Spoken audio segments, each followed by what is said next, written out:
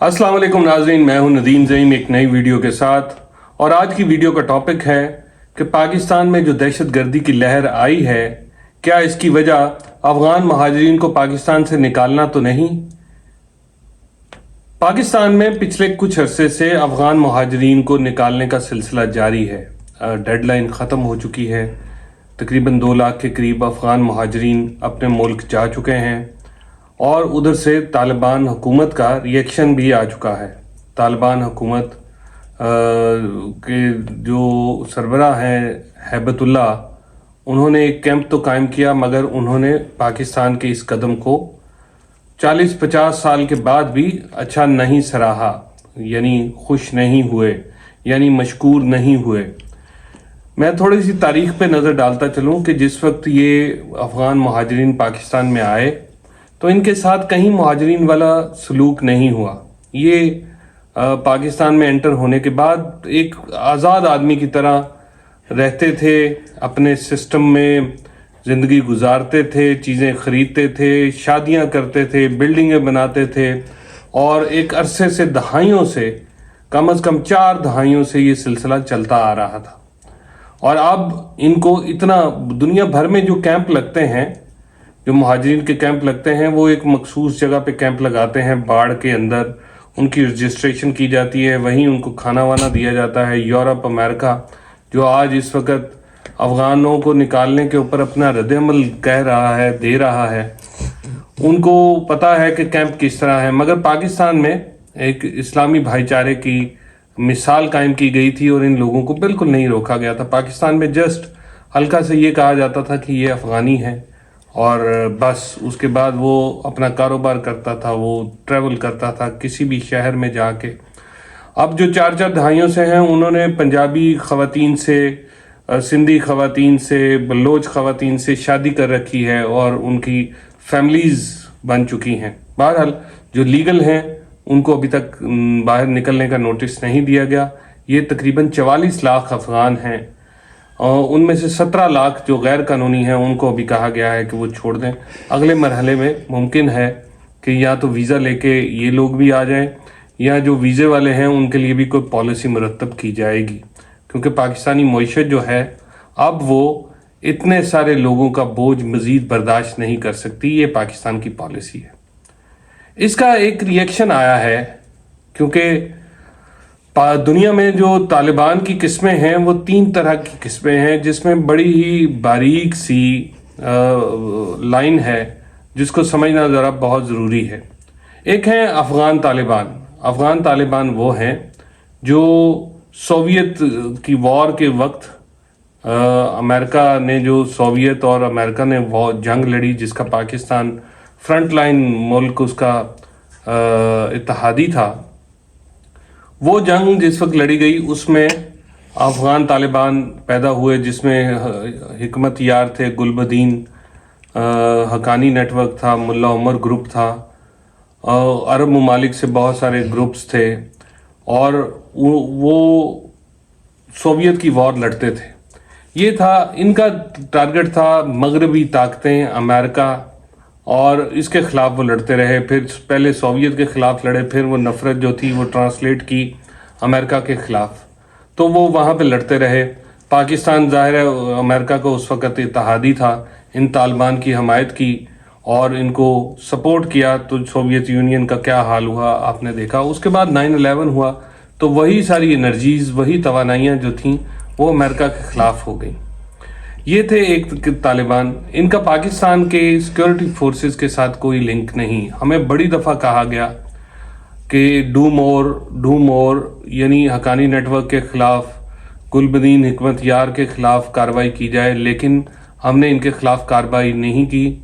और हमारी पॉलिसी में ये, फिर वेस्टर्न मीडिया ने इसको रिपोर्ट किया कि पाकिस्तान गुड तालिबान और बैड तालिबान में फ़र्क करता है। वेस्टर्न मीडिया ने जब छापा तो ये जो गुड तालिबान थे वो ये अफ़गान तालिबान थे, क्योंकि ये पाकिस्तान को या पाकिस्तान सिक्योरिटी फोर्सेस को या हमारे इदारों को किसी किस्म का कोई नुकसान नहीं पहुंचाते थे। इनकी जो सारे का सारा टारगेट था, और माजी में सोवियत की जंग के वक्त ये पाक फ़ौज के साथ मिलकर लड़ते भी रहे।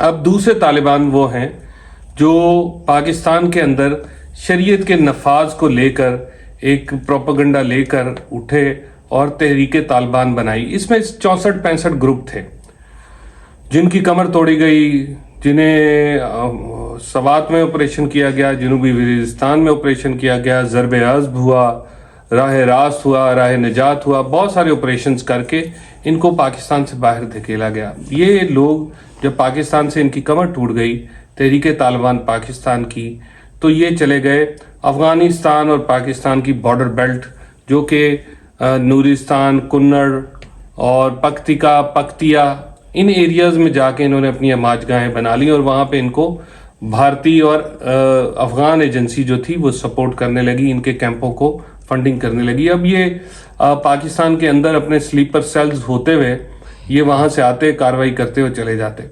लेकिन जो गुड तालिबान थे पाकिस्तान के लिए, जो अफ़गान तालिबान थे, पाकिस्तान हमेशा उनके साथ लाइजॉन में रहा, कोऑर्डिनेशन में रहा, तो उनकी सपोर्ट के साथ हम इनको ख़त्म करते रहे, या इनके ऊपर एक डर रहा कि अफ़गानिस्तान में अगर रहना है तो उन तालिबान के साथ नहीं बिगाड़ी जा सकती। इधर पाक फौज मारती, उधर वो तालिबान मारते, तो ये आहिस्ता आहिस्ता स्क्वीज होते जा रहे थे। तीसरे किस्म के तालिबान जो हैं वो पाकिस्तान के अंदर की जमातें हैं, जैसे लश्कर जंगवी है, जैसे जमातुद दावा थी, अब तो उनको ख़त्म कर दिया गया। अब इन तीनों तालिबान की किस्मों के अहदाफ भी अलग हैं, मॉडस ऑपरेंडीज भी अलग हैं, इनके तरीक़ाकार में भी बड़ा फ़र्क है, इनकी आइडियोलॉजीज़ में भी बड़ा फ़र्क है। यानी अफ़गान तालिबान पहले नंबर पे जो अफ़गानिस्तान के हैं, दूसरे नंबर के तालिबान हैं तहरीक तालिबान पाकिस्तान जिसमें 64-65 ग्रुप हैं, जमातुल अहरार, और अब इन्होंने अपना नाम भी तब्दील कर लिया है, तहरीक जिहाद पाकिस्तान कर दिया है तालिबान की जगह। और तीसरे वो तालिबान जो कश्मीर के लिए इंडिया में जाके लड़ते थे। इसमें हमारे इदारों को वो तालिबान जो पाकिस्तान सिक्योरिटी फोर्सेस को, हमारे बाज़ारों को, स्कूलों को नुकसान पहुंचाते रहे, पाकिस्तान सिक्योरिटी फोर्सेस ने उनके ख़िलाफ़ ऑपरेशन किए। बाकी जो दो तरह के तालिबान थे उनका हमारे साथ कोई लिंक नहीं था, और ना ही कश्मीर मुजाहिदीन को हमने छेड़ा और ना ही अफ़गान तालिबान के साथ हमारा कोई ऐसा था। मगर हमें इनकी सपोर्ट चाहिए थी तहरीक तालिबान पाकिस्तान के ख़िलाफ़, और वो सपोर्ट करते भी रहे। अब एक दफ़ा फिर जब पाकिस्तान से अफ़गान महाजरीन को निकालने का सिलसिला शुरू हुआ है, तो इस पे अफ़गान तालिबान यानी जो तालिबान की हुकूमत है उसने कोई अच्छा रिस्पांस नहीं दिया। 40-50 साल बाद अब उनको निकालने पर बजाय मशकूर होने के उन्होंने रद्द-ए-अमल का इजहार किया है कि पाकिस्तान की ये पॉलिसी ठीक नहीं, और पाकिस्तान को ज़बीउल्लाह मुजाहिद ने कहा है कि इस पर नज़रसानी करनी होगी।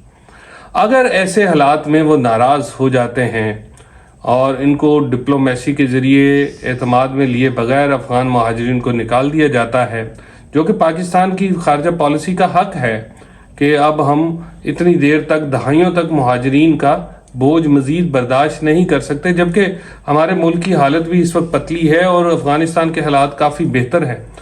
पाकिस्तान ने उनको अफ़गान ट्रांजिट ट्रेड का मुआहदा किया हुआ है उनके साथ, जिसके ज़रिए उनकी तजारत होती है दुनिया भर के साथ।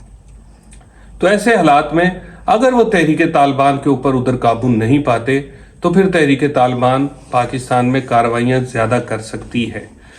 क्या ये जो कार्रवाइयाँ अब हो रही हैं पाकिस्तान में, ये उसी रद्द-ए-अमल का शाखसाना है, उसी नाराज़गी की वजह है, या तहरीक तालिबान को लगने लगा है कि अब तालिबान और पाकिस्तान में इस वक्त थोड़ी सी तनाव की कैफियत है महाजरीन को लेके, तो इसकी आड़ में हम अपने घिनौनी कार्रवाइयाँ मज़ीद कर लें।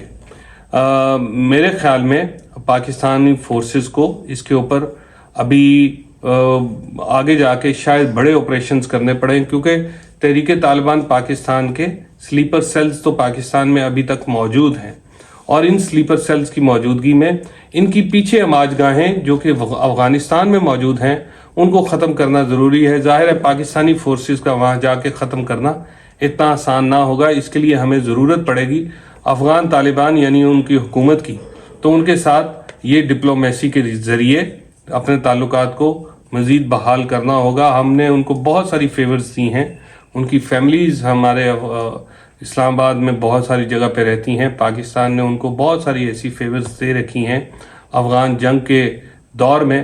تو ایسے حالات میں انہیں احسان فراموشی اب نہیں کرنی ہوگی. آج کی ویڈیو کے لیے اتنا ہی.